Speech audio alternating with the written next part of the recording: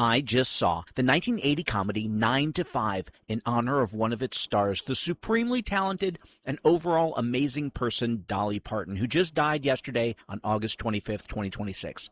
9 to 5 was directed by Colin Higgins and was written by Higgins and Patricia Resnick based on an idea by one of its other stars, Jane Fonda. It's about three women who all work at an office called Consolidated Companies. Jane Fonda is Judy Burnley, who's just getting back into the workforce after being a housewife because her husband ran off with his barely legal secretary. Lily Tomlin is Violet Newstead, a widow with 4 kids who basically runs the company after having been there for 12 years, but is constantly passed over for promotions because she's a woman. Dolly Parton plays Dorlee Rhodes, the vice president of the company's secretary, who is unknowingly the target of company gossip, which says she's having an affair with her boss. And Dabney Coleman is Franklin J. Hart, the vice president, who, while married, is doing everything in his power to make that false piece of gossip come true. All these women dream of a better work environment that will never happen while the sexist, egotistical, lying, hypocritical bigot that is Franklin Hart is in charge. But one day, through a series of mishaps, Judy, Violet, and Dorlee get to live out their fantasies of revenge.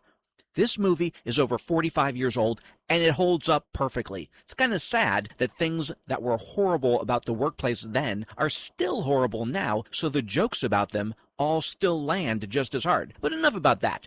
This movie is funny and packed with great performances, not only by the 3 female leads, but Dabney Coleman is spot on as perhaps the greatest male chauvinist pig who has ever graced the cinema. Sterling Hayden also has a wonderful cameo as the chairman of the board, and I would be remiss if I didn't mention the theme song written and performed by Dolly herself, which she supposedly wrote on the set because while clicking her long acrylic nails on the desk, it sounded like the clicking of a typewriter, and that formed the beat of the song, which, by the way, went to #1 on the Billboard charts and won 2 Grammys. In fact, when you watch 9 to 5, and you should, whether you enjoy it or you don't, but you will, you'll be singing the song for weeks afterwards, and it's a fitting way to honor Dolly.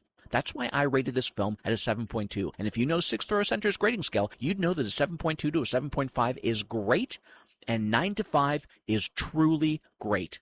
But don't take my word for it. Check it out for yourself and let me know what you think in the comments. Now I gotta run because the next movie I want to see is starting right this minute.